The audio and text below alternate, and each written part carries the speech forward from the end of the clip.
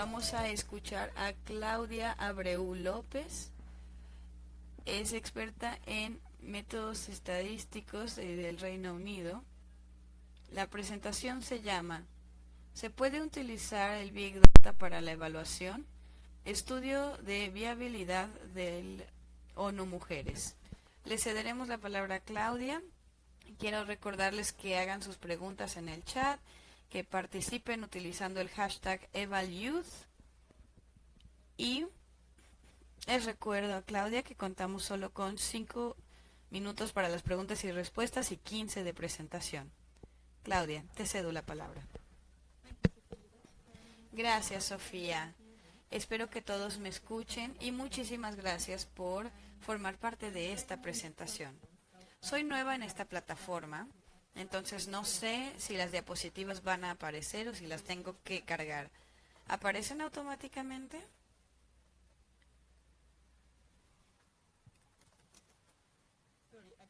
Una disculpa, pero no veo las diapositivas.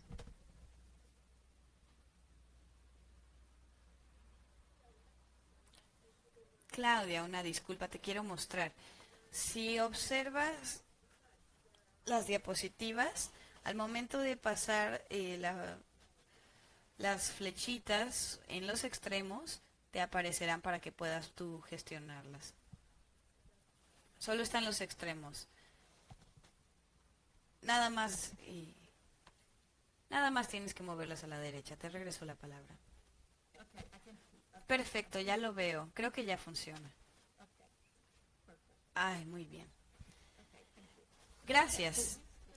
Bueno, pues este estudio que presentaré lo comisionó ONU Mujeres. Fue su solicitud. Y también trabajé con Shravanti Reddy de ONU Mujeres, que es otra autora. Y también está Jas Balto-Hohen, que dirigió la parte científica de este estudio. El objetivo de este estudio fue entender si se podía utilizar Big Data para la evaluación en ONU Mujeres. Es decir, para evaluar la contribución del proyecto en cuanto al liderazgo y la participación política de ONU Mujeres. Hablaré acerca de qué es Big Data y por qué se debería usar, cuáles son las fuentes de Big Data útiles para analizar el liderazgo y la participación de las mujeres y cuáles son los riesgos y desafíos al utilizar Big Data. Y finalmente hablaré sobre los hallazgos de cómo se han utilizado Big Data en las evaluaciones y concluiré con recomendaciones y conclusiones. Entonces, los objetivos. Este es un estudio de viabilidad. Queríamos saber si era posible, no simplemente suponimos, no simplemente dimos por hecho que era posible, sino que tomamos en cuenta varios aspectos en cuanto a la representación y queríamos entender si era posible, en dónde y cuáles eran los desafíos.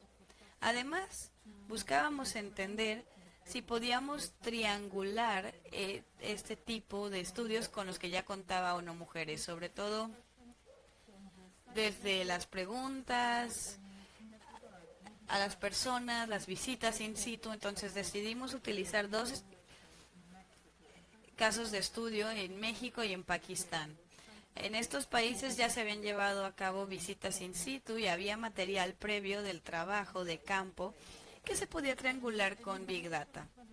Y además lo utilizamos para entender cómo se pueden utilizar los datos de Big Data. Entonces, el objetivo era que ONU Mujeres y otros socios pudieran producir este Big Data y nosotros pudiéramos apoyar para pensar si se puede utilizar Big Data.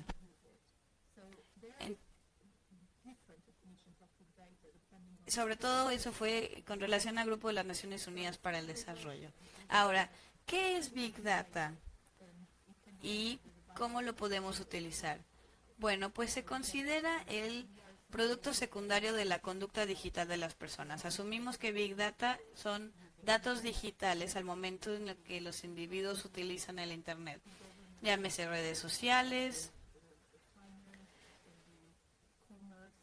aspectos financieros, comerciales, todo lo que hagan y que deje una huella digital. Big Data también requiere de una interpretación después del evento, como otro tipo de datos que se diseñan. De esta forma, Big Data es orgánica, no tiene una finalidad desde el inicio, es distinta de otros datos. Y además, Big Data realmente embona de manera imperfecta en todo el universo de los casos. Es decir, se sabe que quizá no es toda la población la que nos interesa. Hay subconjuntos, entonces tomamos en cuenta la exclusión al momento de utilizar Big Data. ¿Por qué? Porque debido a ese universo de casos. Nos preocupa que no haya una cobertura al momento de analizar la calidad de los datos. Y la mejor forma de utilizar Big Data es combinando diferentes fuentes de datos. Se pueden validar contribuciones o se puede entender lo que la información nos brinda. Además es accesible en prácticamente tiempo real y se puede utilizar para mejorar la toma de decisiones. Por lo general es desafiante el traducir esta información al momento de llevar a cabo la evaluación. Una disculpa, es esta diapositiva. Big Data surge como una fuente de evaluación.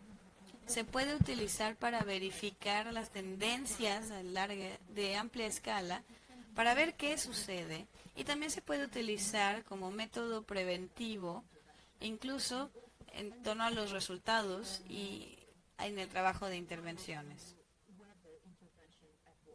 Es decir, podemos trabajar para ver si sí funcionarían o no las intervenciones, entonces es para la predicción, para el trabajo presente y futuro.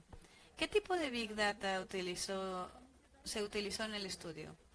Nos enfocamos en todos los tipos de datos sociales. Observamos Twitter, Facebook, WhatsApp, información proveniente del radio y de las noticias. En el sitio web de ONU Mujeres pusimos los pros y los contras de utilizar todos estos tipos de datos para la evaluación. Nuestro hallazgo principal es que Twitter es una muy buena fuente de datos si les interesa la participación política y que es una forma de compartir información pública y rápida con otros, en contraste con Facebook, que es privado. Son interacciones mucho más duraderas y es un contexto de compartir información personal a través de una red de amigos. También analizamos cuáles eran los desafíos técnicos de utilizar la información proveniente de WhatsApp, porque a diferencia de Twitter y de Facebook, la API no está disponible tan rápido. Y también sabemos que es posible apalancar Big Data para la evaluación, pero requiere más tiempo el preparar la tecnología necesaria para poder grabar información proveniente de radio, por ejemplo. En estos dos casos de estudio, en México y en Pakistán, sobre todo en Pakistán, sabíamos que ya había datos, pero que no se grababan sistemáticamente. Entonces es importante también considerar la línea temporal del proyecto para obtener la información y la exploración de los datos, en este caso también provenientes de las noticias. Ya mencioné que utilizamos Twitter para entender la participación política en México y Facebook para entender la participación política en Pakistán. ¿Cuáles son los riesgos y desafíos al utilizar Big Data? Hemos identificado que habría un impacto en las conclusiones de la evaluación de género. El problema principal es la captura en leads. Esta tiene que ver con aspectos demográficos que hemos dejado de lado. Por ejemplo, sabemos que Twitter lo utilizan en su mayoría jóvenes y esta es una representación que podría no ser la más verdadera en nuestros datos. Ahora, uso restringido. Aunque las personas lo puedan utilizar, no significa que utilicen las redes sociales de la forma en la que se necesita para la evaluación. Hay varios factores que restringen la participación de las mujeres en las redes sociales. Hay aspectos de propiedad y control. Por ejemplo, en situaciones de violencia doméstica, quizá las redes sociales las controla la otra persona, la pareja, y en este caso la víctima no se siente cómoda para usarlo, aunque tenga acceso. También está el sexismo en el entorno. Esto está relacionado con la misoginia que se percibe en las redes sociales. Esto cubre todo aquello relacionado con el acoso, las amenazas, aunque algunas de estas amenazas no están enfocadas para un usuario en específico, es la idea sobre las actitudes y las conductas prevalentes en las redes sociales que pueden afectar aunque no sea un usuario en específico. Ese es el problema. Y también hay distintos grupos que utilizan Facebook o Twitter con el paso del tiempo, entonces la plataforma va teniendo cambios propios de la misma, en donde los resultados van a variar debido a estos cambios en la plataforma y no debido a nuestra investigación. Por ejemplo, plataformas que ya no se utilizan hoy en día, o si se vuelven más privadas, se quieren usar solo con los amigos. Depende del uso que se le dé a la plataforma, va a tener un impacto en lo que se pueda obtener. Y también utilizamos los lineamientos sobre temas éticos y de privacidad de las Naciones Unidas para saber cuáles serían los desafíos principales en cuestiones éticas y de privacidad. Ahora, el método. Analizamos, como dije, México y Pakistán. Elegimos México por ser un país con un gran uso de usuarios en Twitter y porque nos interesaban las mujeres y en cuanto al acceso, pues no hay gran restricción al internet, que fue del 65.3%, y en contraste con Pakistán nos dimos cuenta que hay muchísima más dificultad para tener acceso al internet. La participación de las mujeres también cambia. Y hay ciertos segmentos que, aunque utilizan redes sociales, están en entornos urbanos. Es decir, que hay segmentos de la población que viven en partes rurales y que se dejarían de lado. Por eso no utilizamos Twitter, preferimos utilizar Facebook y contábamos únicamente con un plazo de 3 meses para recopilar la información. Así fue como decidimos utilizar Facebook para ver qué podíamos obtener. Utilizamos este estudio, vimos cuáles serían las posibles fuentes y creamos un protocolo de implementación para análisis y extracción de datos y posteriormente trabajamos con cada fuente de datos. En cuanto al método que se utilizó para esta evaluación, lo tratamos de describir de la manera más integral posible para que todos lo pudieran utilizar. Lo importante en esta etapa es entender qué se obtiene de estos datos. Es decir, no sabemos dónde comenzar. Se pueden utilizar palabras clave para contar con indicadores de búsqueda. Entonces, el primer paso es decir qué se va a medir. Por ejemplo, a través de los hashtags que utilizaba ONU Mujeres en México para sus campañas desde el 2013, los analizamos y creamos un conjunto de datos a partir de Twitter sobre todos los tweets que llevaban estos hashtags, no necesariamente solo de ONU Mujeres, sino de todas las personas en México, todos los que estaban utilizando estos hashtags. Entonces, aquí la parte del análisis fue los hashtags en Twitter y vimos cuáles se utilizan con más frecuencia y cómo se asocian estos hashtags. Entonces es un proceso interactivo porque vimos los hashtags, validamos esos hashtags, cómo los podíamos asociar, los revalidamos y fue parte del proceso. Esto no se pudo hacer de manera automática. Algunos hashtags no tenían sentido a cómo se asociaban en redes. Entonces esto nos tardó al menos 4 o 5 semanas el llevar la parte investigativa para hacer los filtros de Twitter. Después de esa investigación, no sabíamos si el contenido de los tweets eran sobre participación política. Entonces hicimos un análisis para poder triangular los datos de ser posible, basándonos en lo que queríamos o pensábamos que íbamos a ver en comparación con otros datos. Y se pueden utilizar ciertos servicios como el Latinómetro, que tiene preguntas sobre participación política, para ver